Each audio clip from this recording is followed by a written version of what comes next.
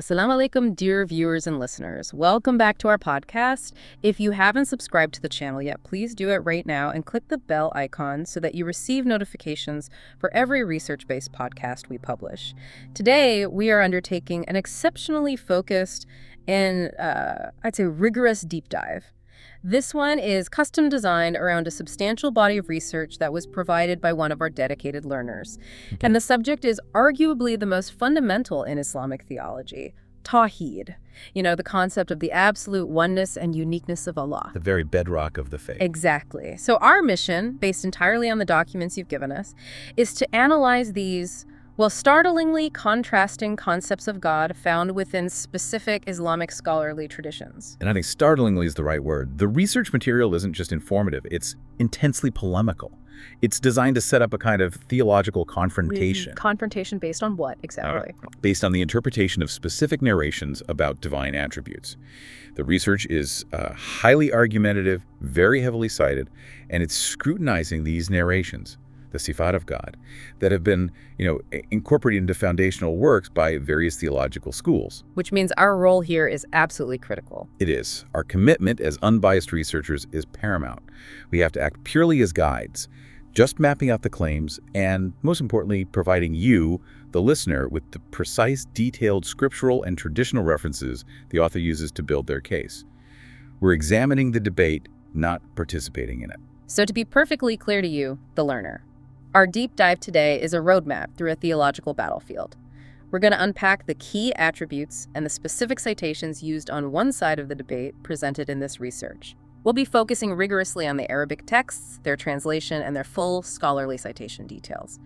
Let's begin where the research begins, which is with a very strong foundational claim.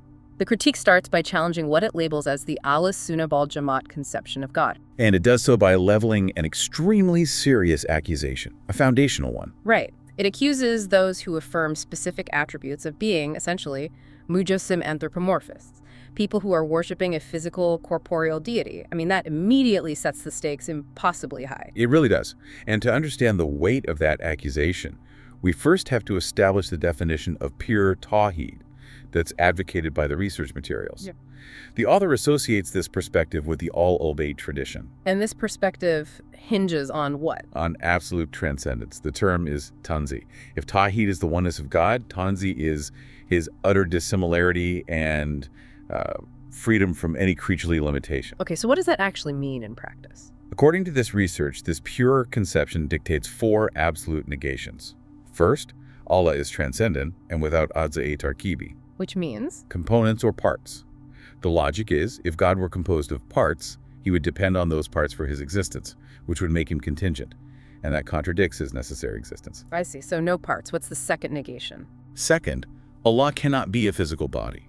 Physical bodies are inherently defined by limitation, by movement, mutability, and the potential for decay or perishability, none of which are suitable for the eternal creator. Makes sense. Number 3. Third, Allah is neither visible merely in this life or the next by physical sight, nor does he have a specific location, a mahal. Location, just like composition, requires limits, space, a boundary, which again contradicts infinity. And all of this is built on what foundational principle? It all rests on that fundamental Quranic affirmation, Laisa kamithlihi shay'un. There's nothing like him. Exactly. That is the theological standard, the yardstick against which the research measures every other interpretation it examines. But that concept of absolute transcendence, Tanzi, it becomes the hammer for the entire critique that follow. Very powerful one. Okay, so with that established, let's list the attributes the research claims are ascribed to Allah in the opposing tradition's canonical books. Because for a diligent learner trying to reconcile these views, the juxtaposition is, well, it's shocking. It's meant to be. The research claims that based on specific scriptural narrations, the opposing tradition affirms for Allah attributes you'd normally only associate with created finite beings. Like what, for instance? Well, specific facial features, a real face, a mouth, and a tongue. It extends to emotional states that imply change or even vulnerability, like laughing, sadness, and fatigue. Fatigue, that's a strong claim. It is. It even includes descriptions of what you might call human psychological maneuvers, like cunning and deception. The research uses the terms makr wa shalaki. And of course the physical claims are. They're really the core of the critique. Absolutely. The research lists distinct, measurable physical extremities, a right hand and a left hand, which implies duality and direction, many eyes, or sometimes it specifies one eye, and distinct lower limbs like shins or legs. And beyond just static body parts, the research also zeroes in on the concept of movement, right? Exactly. Movement, which requires space and time, the very essence of created reality. And what kinds of movements are described? The research notes that these narrations describe Allah engaging in very human-like physical actions. Walking, running, descending, as in down from the throne, and ascending up to the throne, and even sitting on the arsh, the divine throne. And they mention a kursi as well, a footstool. Yes, citing the necessity of a kursi for God to place his feet, which implies, volume and mass. So the conclusion drawn by the research is uncompromising. Completely. It is entirely polemical. The research concludes that by affirming these specific physical and emotional attributes, the followers of these narrations are effectively followers of faces, bodies, and delusions. Because they have, in the author's view, limited the infinite God to a finite, contingent, and perishable body. Precisely. And therefore, the true proponents of Tawheed are defined as those who purify Allah from all such descriptions, labeling them deficient attributes unsuitable for the eternal Creator. So now it's our task to, substantiate these claims by diving into the specific texts cited in the research. With the theological battle lines drawn, we absolutely must engage with the core evidence. And that's the specific scriptural references the research provides. So let's begin with a particularly notorious hadith concerning Allah's foot or leg and the completion of hellfire. This narration paints an immediate, very stark picture of divine physicality. Yes. This specific narration is foundational to the critique's argument about divine body parts and location. So let's provide the text, the translation, and the citation details exactly as the research requires. Please do. The Arabic text, which describes the interaction between God and the fire, states,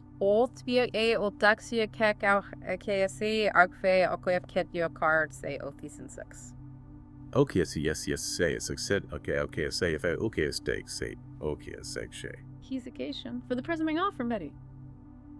It's capacity as you section. No. That's it. Just write you a sex. Prying into our guys, okay, our text. Swank seka kill swapon. I used to have it quack it. Swipe Kellen, and some of it will open with the race. Okay, and cook you from. The translation provided by the research is as follows. And he said to the fire, "You are my punishment. I punish with you whomever I wish among my servants, and both of them shall be filled. As for the fire, it will not be filled until Allah, the glorious and mighty, puts his footleg in it. At that moment it will say, cut, enough. And then it will be filled and its parts will be drawn together." A foot or a leg. And the citation for this. The citation details are crucial. The primary reference is the Sahih Bukhari. That's Hikikedia.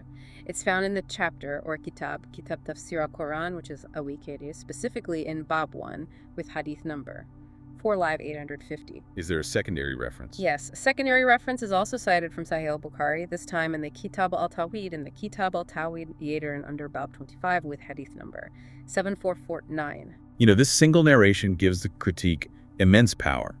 It requires God to occupy a specific, finite, created space, hellfire, and use a defined physical extremity, a foot or leg, to complete that space. It ties the divine not just to physicality, but to localization. And that is the rhetorical goal of the research, to showcase the absolute physical dimension of this belief. If God has a foot that can be placed in a finite space, two major theological contradictions arise, according to the author. What are they? First, God must have finite volume and physical limits to be able to fit inside something. And second, God's act of filling hell is dependent on a physical action, which moves God from the realm of the necessary to the realm of the contingent. So the critique claims that any scholar affirming the literal meaning of leg or foot is, by definition, affirming corporeal limits on the infinite. That's the argument. But for those scholars who accept this hadith as authentic, which many do since it's in Bukhari, but who reject literal anthropomorphism, how do they reconcile this text with Tanzi? They can't just ignore it. No, they can't. And that is where you get into the methodologies of interpretation, specifically ithbat, which is affirmation, and tafwid, remitting the meaning. Explain that a bit. Those who affirm the text would say something like, We affirm that God has a foot, or leg, as mentioned in the text, because the prophet said it. However, we also affirm Laisa kamithlihi shanin. It is not like any created leg. We do not ask how. The phrase is bila kaif. So they affirm the word, but reject the human understanding of its mechanics. Precisely. But the research author views this subtle distinction as a kind of theological evasion, insisting that any affirmation of the word real inherently implies a physical leg. It's a crucial tension. Yeah. Okay, let's move to the Day of Judgment and focus on the very specific sign by which believers are said to recognize Allah the Shin, or Sak. This moves the argument from a passive attribute to an active divine identification. This narration is perhaps one of the most explicit in connecting recognition directly to a specific body part. It's cited to demonstrate that the very act of identifying the Creator is physicalized in this tradition. Okay, let's hear the text. The Arabic text detailing this recognition process states, Ashin. Just be Ashin. Shin beyond this Joan and Bashain, by Yun Ching Highs of Gutes of Sin. He's Yun Chin. He's on that tax, Jeffy, on Shin and Dresa. Quas the Onyen Shisha. My ECI came calm with the same Joan tanks and Oyo ways on the reed, but this is considered and sent in the way to found. And the translation. The translation is equally explicit. Then the Almighty will come to them in a form different from the one in which they saw him the first time, and he will say, I am your Lord. They will say, that's Shin, Al-Sak. Then Allah will uncover his shin, and every believer will fall down in prostration to him. Wow. And the source for this? This profound narration is cited in Sahih Bukhari with Hadith number 7439. The implication of this is just. It's profound for the critique. Not only is the divine identified by a physical part, but the form changes, which suggests mutability. The initial form is rejected, and then the Almighty has to reveal a specific limb, the shin, for the act of worship, the prostration, to become permissible. And the critique highlights two contradictions here. First, as he said, the changing form negates the absolute perfection and immutability demanded by Tawheed. If God appears in a different form, that implies a deficiency in the previous one or a capacity for change that finite beings possess. And the second point? The shin, the sak, functions as a password or a proof of identity. If the ultimate reality of God requires an anatomical sign for verification, the concept of a non-corporeal, infinite presence is completely subverted, according to the research author. They argue that this narration necessitates a physical, human-like structure for the divine. It certainly makes the concept of God highly tangible. Let's move on to the hands, plural, and the balance. The research material claims this describes God's continuous creative capacity in, again, very physical terms. Indeed, this text moves beyond passive attributes to describing dynamic action using physical implements, the hands and the balance. The Arabic text reads, Hipanosta, pethese hikensa honchingsa. Sinken hokamasa, pushing sinken. Cheshno, soheo. Okan okamyu. Somkensel, that's punching, that's kanching. And the translation for that? The translation provided is, Allah's hand is full, and continuous spending night and day does not diminish it, he said. Have you seen how much he has spent since he created the heavens and the earth? Indeed, it has not diminished what is in his hand. And he said, his arsh is upon the water, and in his other hand is the balance which he lowers and raises. The other hand, and the citations. The primary reference is Sahih al-Bukhari. He says in the Kitab Tafsir al-Quran. Any other sources? Yes, a secondary reference from Sahih Muslim, Olo, in the Kitab al-Zaka, Vio Solo Kishi, under Bab 11, with Hadith number 2308.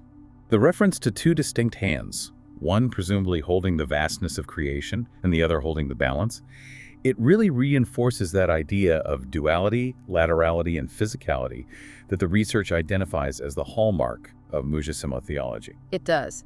The critique argues that the use of a literal balance, a mizan, and the necessity of two hands to manage the cosmic economy are, well, irrefutable markers of corporeal limitation in their view.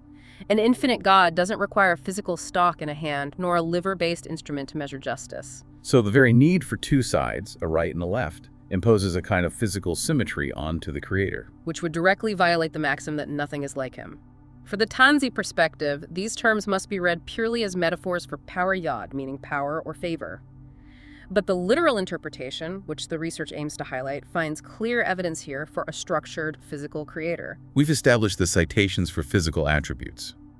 Now we should move to the descriptions of God's dynamic states, location, and movement, which are just as contradictory to the idea of absolute transcendence. Let's start with a really peculiar concept.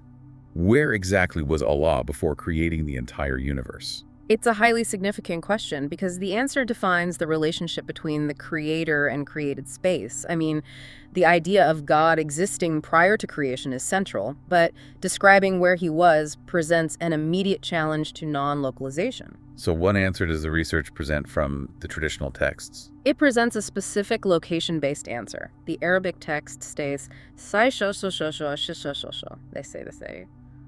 What's the translation of Ama? The translation provided is, he was in Ama, a cloud mist, below which there was no air and above which there was no air. He created his arsh, throne upon the water. And the full citation for that. This is from Sunan al-Tirmidhi. Bayan in the Kitab Tafsir al-Quran. Sese eru o hanya heru under Bab 12, Wamin Surat Hud, with Hadith number 3109. The research mentions other references too, right? Yes, it notes additional references to confirm how broadly this concept was disseminated. Musnad Ahmad 15767, Sunan ibn Majah 182, and Sunan ad-Darimi 833. The description of Ama, a cloud or mist, is crucial here. Even if the universe hadn't been formed yet, Ama is a physical medium. Exactly. And that delineation, below which there was no air and above which there was no air, it defines a specific localized boundary for the divine existence even before the creation of the throne. And that's exactly what the critique seizes on. The Ama functions as a container, a specific environment, however vast it might be. For the pure Tawheed proponent, God exists outside of time and space, so he needs no before location. So to describe God as being in a cloud, or in a space with defined parameters, no air above or below, means defining him by a medium, making him a localized object that can be enclosed. The research argues this is a radical contradiction of the boundless nature of the divine. This narrative forces the belief system into affirming a localized existence even before creation began. that really sets the groundwork for the discussions of God's later location on the Arsh and the whole concept of descent. Let's tackle the very tactile idea of God descending onto the kursi, the footstool, with enough divine weight to make it creak.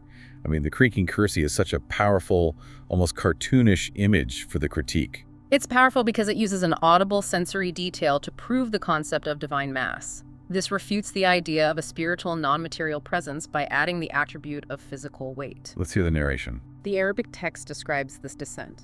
My dad just started this in Vort. Oh, share on your ale. Yay, she pros in. The tech narration, as my brother from Coven 10, its long position. The info. The scale is astronomical, the kursi is vast, but the mechanism is entirely terrestrial. Weight causing friction, resulting in sound. For the critique, this is undeniable proof of God having physical mass, volume, and a gravitational relationship with his creation. It forces the conclusion that the creator must be subject to the laws of physics, however extraordinary his scale might be.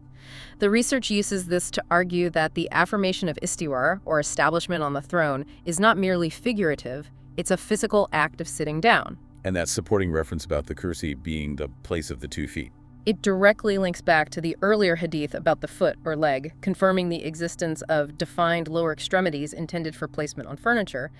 The argument becomes cyclical. The narrations reinforce each other to build a complete physical picture.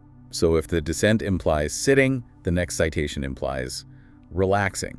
The research includes a narration that describes Allah resting or reclining on the arsh, even specifying the posture, one leg crossed over the other. This moves from necessary action to casual repose, which the critique finds highly offensive to the concept of majesty and perfection.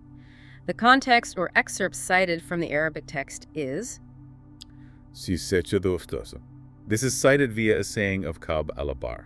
and the translation. He is on the magnificent arsh, reclining, gleaning, mutaki, placing one leg over the other. Where is this found?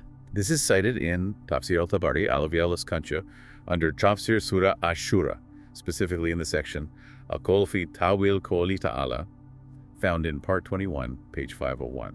And the source provides other references for this. Yes, 6 additional references stressing its widespread presence in interpretive works. Reclining mutaki is the posture of comfort, of having concluded a task and resting.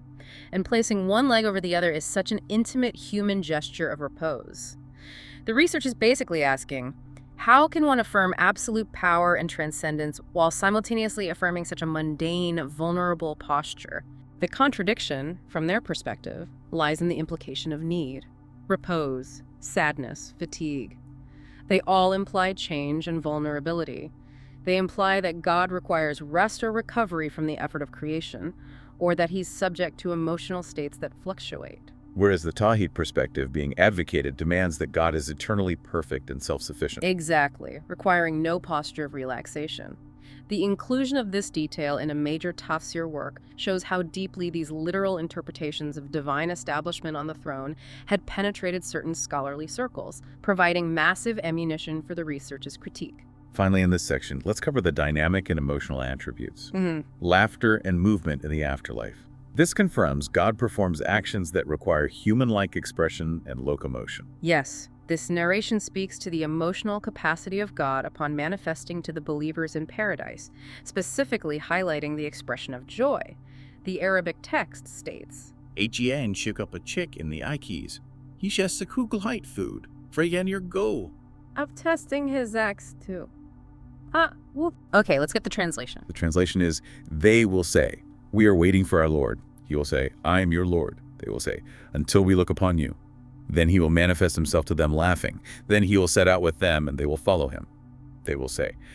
And that last phrase implies physical motion, like walking or leading them. And the citation. This is from Sahih Muslim in Kitab Ika under the chapter Bab Adna al-Jannah Manzila Fiha with Hadith number 469. The research mentions other related narrations too, doesn't it? It does. It notes 15 related narrations, including the description of Allah holding the earth in his fist and rolling up the heaven with his right hand, citing Darimi 2841, Bukhari 4812, and Muslim 2787.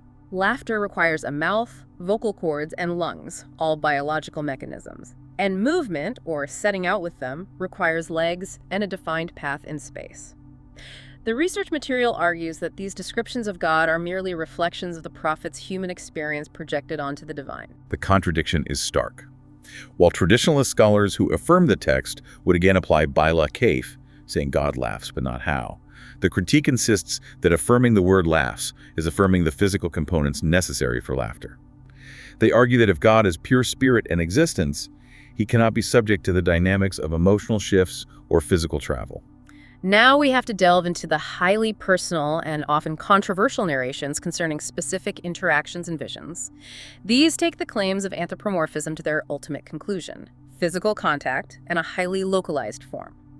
Let's start with the narration describing the vision of Allah in the best form and the specific physical touch experienced by the Prophet Muhammad, peace be upon him. Yes, this narration is perhaps the most difficult for the Tanzi school to reconcile, because it involves empirical, sensory experience, touch, and temperature attributed to the divine. What does the text say? The Arabic text states, Door sana, in fies, good time. Yeah, Banjin Kai, spay to my dam, and I can tell this compound play. Consciousness. Jam. Duur dan foide drinks. On my dam. A CEO, AJ, Ebro Bajanano. Yeah.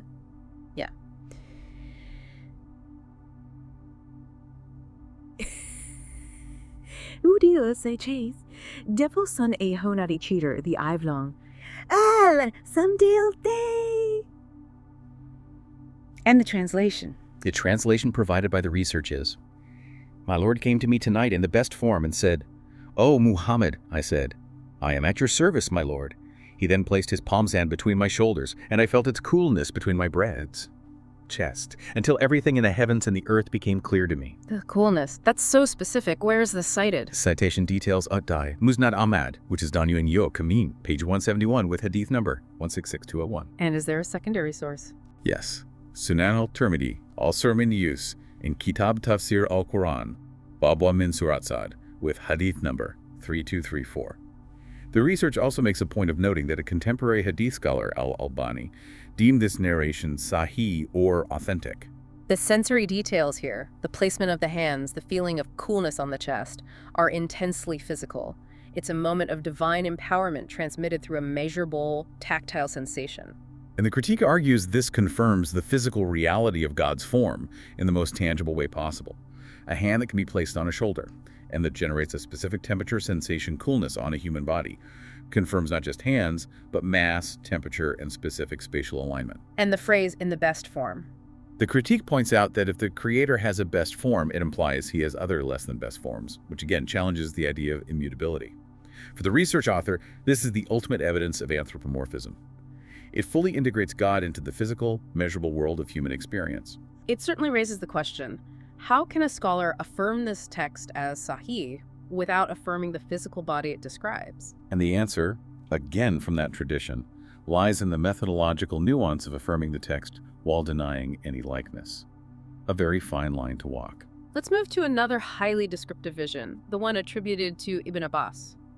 It paints a picture of Allah's setting in remarkable, almost materialistic detail. A golden chair, a green garden, specific angelic carriers.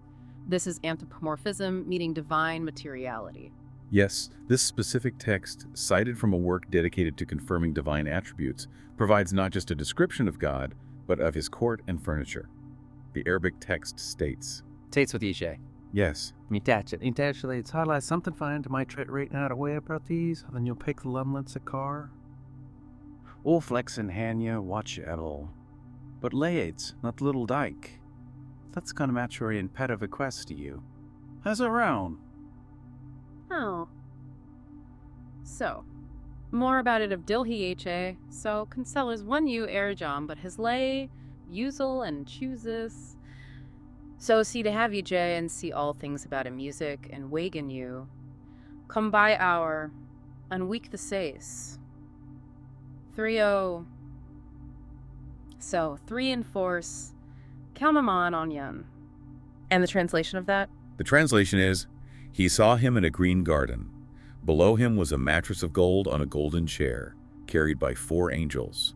An angel in the form of a man, an angel in the form of a bull, an angel in the form of an eagle, and an angel in the form of a lion. He saw him in a green garden. Below him was a mattress of gold on a golden chair, carried by 4 angels. It's important to note that the source author adds the phrase, Aliyazubila, we seek refuge in Allah, in reaction to this description. That's a strong reaction. What's the full citation? This is found in Kitab al-Tawheed wa Ithbat Sifat Arab Azwa Jali Ibn Kuzima. That's CCC Ibn Kuzima, that's Kitaketse Sigoyet in part 2, page 483, with hadith number 48. And the research points to other scholars citing this too. Yes, it highlights its widespread transmission, noting that this narration is also referenced by al-Bahaki, al-Suyuti, al-Tahabi, and Ibn al-Jawzi. The specifics are just astounding. Gold furniture, a specific ecosystem like a green garden, and angels presented with these iconic forms often associated with, earlier Judeo-Christian apocalyptic visions, man, bull, eagle, lion. This level of detail makes the divine realm incredibly terrestrial. The research uses this citation as definitive proof that certain scholars not only affirmed physical attributes, but also affirmed a localized, highly ornamented, and visually complex setting for the creator. The use of created materials, gold in created forms, the animal-headed angels, to define the divine presence violates the absolute uniqueness of Lysa Kamithi Hishun in every possible way, according to the author. And the author's interjection of Aliyazabila? It underscores the depth of their theological disagreement. This moves the debate beyond merely affirming a hand to affirming an entire material cosmos surrounding God. We must end this section by covering the narration that suggests a unique, direct, and intimate physical interaction between Allah and a specific companion, Umar ibn al-Khattab, on the Day of Judgment. This involves an embrace and a handshake. This moves the description from God having attributes to having personal, preferential physicality with certain individuals. This is a highly personalized form of anthropomorphism. The research provides 2 separate sources to demonstrate the consistency of this claim, focusing on the handshake and the embrace. Okay, what are the texts? The first Arabic excerpt from Ibn Majah reads, So, Chino uyu, Washirijan, Chinshain Laish. And the second Arabic excerpt from Al-Hakim reads, Yahawallah shin onyon shinon that say it's all falling it up. Say I has to. I thought, yeah, heaven here apart. May see a bait. See where you get shit, Obashay. Come. Come. So what's the combined translation of those two? The combined translation is, the first person whom Al-Haq Allah will shake hands with on the Day of Judgment is Umar, and the first person he will greet with peace, and the first whose hand he will take and enter into paradise. And the second source explicitly adds, the first person whom Al-Haq will embrace on the Day of Judgment is Umar. And what are the citations for these? The first source is Sunan ibn Majah, Otise Utiris, in Bab fi Fahail Ashab Rasulillah, under Bab. Fadl Umar radiallahu anhu, with hadith number 104. The second source is on Mustadrak ala Asahin al-Hakim, saying on al-Haq in part 3 under Bab, wa Mi'a Manakib, Amir al-Muminin, Umar ibn al-Khattab, with hadith number 4489. To suggest the Creator engages in human gestures of intimacy and greeting handshakes and embraces, that reinforces the argument that the divine is being modeled entirely on human physical capacity and social interaction. I mean, it requires a physical form capable of wrapping arms around a human being. This is a devastating point for the critique. While the defense might argue that this is metaphorical language emphasizing honor and proximity, the inclusion of both a handshake and an embrace, coupled with the specificity of the companion, forces the question. If this is metaphorical honor, why is it described using the most concrete forms of physical interaction? So the research argues that this text simply cannot be reconciled with Tanzi. Yes. It requires God to have arms, hands, and the capacity for physical movement within a spatial environment, proving, in the author's view, their primary thesis that this theological tradition affirms a corporeal God. We've meticulously mapped the specific, powerful evidence cited by the research. We've gone from God's feet and hands to his location, laughter, and even a personal embrace. Now we need to shift to the scholarly implications, because the critique doesn't just attack the narrations. It attacks the foundational acceptance of these narrations by scholars considered imams of the tradition being critiqued. How does the research use the scholarly stature of figures like Ibn Khuzaimah to strengthen its case? Well, the author of the research uses these figures of high scholarly authority as rhetorical tools. They argue that if the most respected figures in a tradition affirm these texts, then the literal physical concept of God must be structurally sound within that tradition, regardless of later theological efforts to allegorize or reinterpret them. So let's remind ourselves of the assessment of Ibn Khuzaimah, the author of that Kitab al-Tawheed that contained the golden chair vision. Right. The research itself cites the titles bestowed upon him. Shams al-Dinat Dahabi referred to him as Al-Hafid al-Hujja al-Faqih, Sheikh al-Islam, Imam al-A'imah, the Imam of Imams. The Imam of Imams. Ibn Hibban said he had seen no one on earth with such mastery of hadith, and Darqutni considered him a precise and unparalleled scholar. So the research presents a devastating rhetorical point here. How can a scholar designated as the Imam of Imams champion a theology of Tawheed while including descriptions of God seated on a golden chair carried by animal-headed angels? And this leads us to the critical distinction that the critique often implicitly ignores: the methodology of handling these texts, which are known as the mutashabihat, the ambiguous verses or narrations. And for scholars like Ibn Khuzaimah, what was their methodology? It often utilized ithbat or tafwid.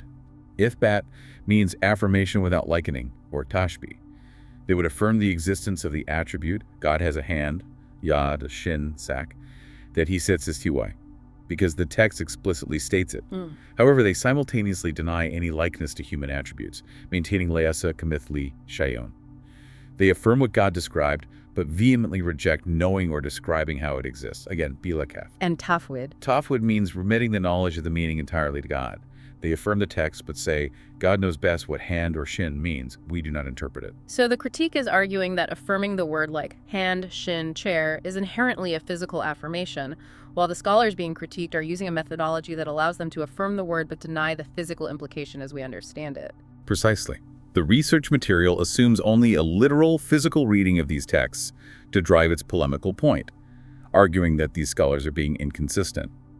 The rhetorical maneuver is to show that a foundational figure like Ibn Khuzaimah, despite his exalted title, included content that fundamentally violates the strict Tanzi framework. This forces the learner to question the theological coherence of the tradition being examined. This debate over textual interpretation is clearly not new.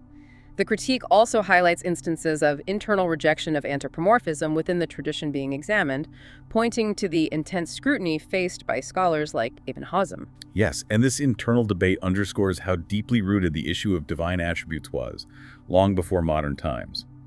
The research cites Ibn Hajar al-Asqalani's direct quote regarding Ibn Hazm's alleged beliefs, revealing the sheer intensity of the theological environment. What does the quote say? The Arabic text states, "Saishe kushuosias," and the translation is, Ibn Hazm mentioned that he was a mujassim, anthropomorphist, and used to say that his Lord was in the image of a human being, flesh and blood, who rejoices and grieves, falls sick, and recovers. Falls sick and recovers. And the citation for that? This is from Lisan al-Mizan li Ibn Hajar al-Asqalani, the Ijtihad S.A., found in Part 7, page 63, entry 591. To be accused of believing that God is flesh and blood, and perhaps most shockingly, suffers from sickness Yamridu and needs to recover Yafik by a major later scholar like Ibn Hajar. It shows that the debate over the literal reality of divine attributes reached the absolute limit of anthropomorphic possibility. It does. This wasn't a philosophical disagreement. It was a matter of whether the creator shared the biological vulnerability of a finite creature. It raises the stakes to the maximum level. It really does. If God can fall sick and recover, he is subject to the natural cycle of finite beings, which directly negates his eternal and perfect nature. The research uses this quote not just as history, but as a warning. It's presented as the logical, unacceptable endpoint of literal interpretation when the checks and balances of Tanzi are entirely removed. It confirms the thesis that a strain of what the author labels mujassima belief has existed within the opposing tradition. So the core tension that the research material forces us to confront centers entirely on the methods used to interpret these texts. Exactly. The divergence centers entirely on how different schools reconcile these explicit textual descriptions, hands, feet, laughter, sitting, descending, with the absolute non-localized, non-physical concept of God's transcendence of Tanzi. The text exists within canonical collections. So the critical question posed by the research is, if one accepts these texts as authentic, can they logically avoid the physical conclusion? And the research, in its conclusion, aims to compel the reader toward a definitive choice. Absolutely. The research aims to compel you, the reader, to either reject these foundational texts, many of which are considered canonical like Sahih al-Bukhari and Sahih Muslim, or accept the highly physical and anthropomorphic description of God they contain, thereby challenging your concept of true Tawheed. It is a stark, black and white ultimatum based on textual interpretation. We have now completed our comprehensive deep dive into these highly polemical and detailed research materials provided by you, the learner. We have laid out every claim, every text, translation, and full citation detail precisely as requested. And this deep dive has confirmed that regardless of one's personal theological school or orientation, the discussion of divine attributes is, well, it's fraught with complexity. The research demonstrates that the foundational texts themselves carry narratives, the creaking kursi, the cooling touch of God's hand, the reclined posture, the physical embrace, that require immense intellectual effort to reconcile with the core concept of an infinite non-physical creator. To summarize our finding, the sources provided present a powerful, stark, and seemingly irreconcilable contrast. On one side, you have the transcendent, non-physical conception of God, rooted in absolute Tanzi. On the other, you have a conception drawn from specific foundational narrations that attribute distinct physical, emotional, and localized characteristics to the creator, leading to the charge of mujassima by the research author. And both views rely on scriptural authority, but they diverge radically on the role of human interpretation. Which leaves us with a final provocative thought for you to consider. If the very foundation of belief Tawheed is subject to such extreme divergence and rigorous debate using the same source material, what does this tell you about the critical role of human interpretation in theology? And how should a diligent learner approach texts that seem to fundamentally contradict a pure, rational understanding of the transcendent? Specifically, if affirming the text necessitates the description of a physical, limited creator, how do you defend the idea of God's infinite perfection without discarding the sacred text itself? This is something for you to explore further with unbiased researchers.